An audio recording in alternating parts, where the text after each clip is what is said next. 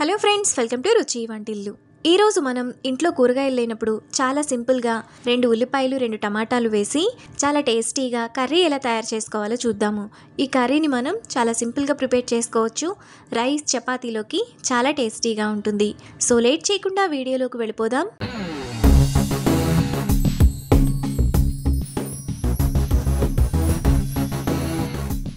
ముందుగా ఈ కర్రీ చేసుకోవడానికి స్టవ్ మీద పాన్ పెట్టుకొని అందులో 1 టేబుల్ స్పూన్ ఆయిల్ వేసుకోవాలి. ఆయిల్ వేడైన తర్వాత 1 టీ స్పూన్ ఆవాలు జీలకర్ర వేసుకొని ఫ్రై చేసుకోవాలి.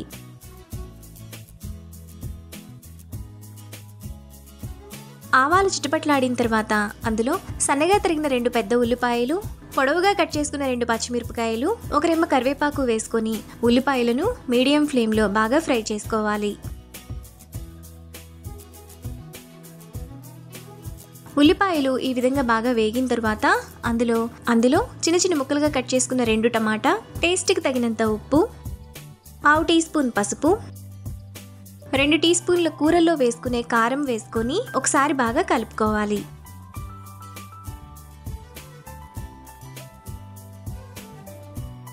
ఇలా కలుపుకున్న తర్వాత మూత పెట్టుకొని మధ్య మధ్యలో కలుపుతూ టమాటాను మెత్తగా మగ్గనివ్వాలి. టమాటా ఇలా మెత్తగా మగ్గిన తర్వాత మరో నిమిషం పాటు లో ఫ్లేమ్లో బాగా కలుపుకోవాలి. ఇలా కలుపుకున్న తర్వాత అందులో చిన్న నిమ్మకాయ సైజంత చింతపండు రసం, 3/4 గ్లాసు నీళ్లు పోసుకొని ఒకసారి కలుపుకోవాలి. ఇంట్లో కూరగాయలు లేనప్పుడు చాలా సింపుల్గా ఈ ఉల్లిపాయతో కర్రీని చేసుకోవచ్చు. టేస్ట్ చాలా బాగుంటుంది.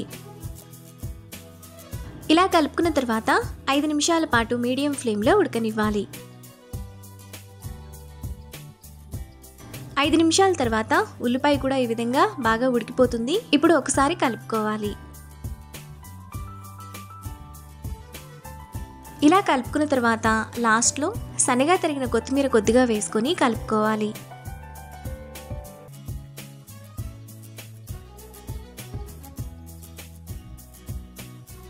మనకు చాలా టేస్టీగా ఉల్లిపాయ టమాటాతో కర్రీ రెడీ అయిపోయింది.